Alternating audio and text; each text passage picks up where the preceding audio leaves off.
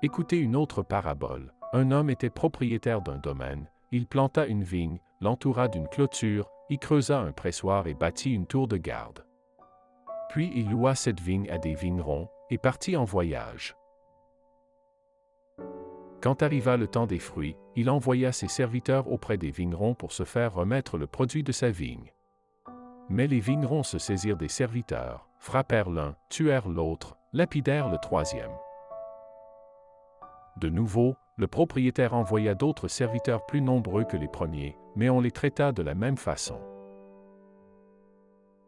Finalement, il leur envoya son fils, en se disant, « Ils respecteront mon fils. » Mais, voyant le fils, les vignerons se dirent entre eux, « Voici l'héritier, venez.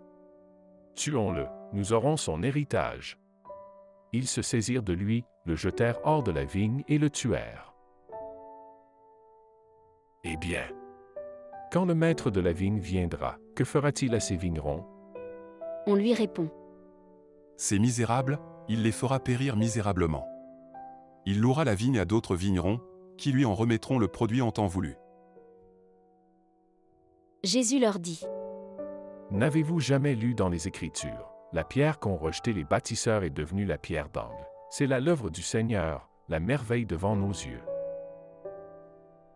Aussi, je vous le dis, le royaume de Dieu vous sera enlevé pour être donné à une nation qui lui fera produire ses fruits.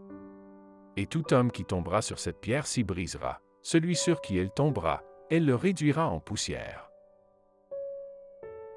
En entendant les paraboles de Jésus, les grands prêtres et les pharisiens avaient bien compris qu'il parlait d'eux. Tout en cherchant à l'arrêter, ils eurent peur des foules, parce qu'elles le tenaient pour un prophète.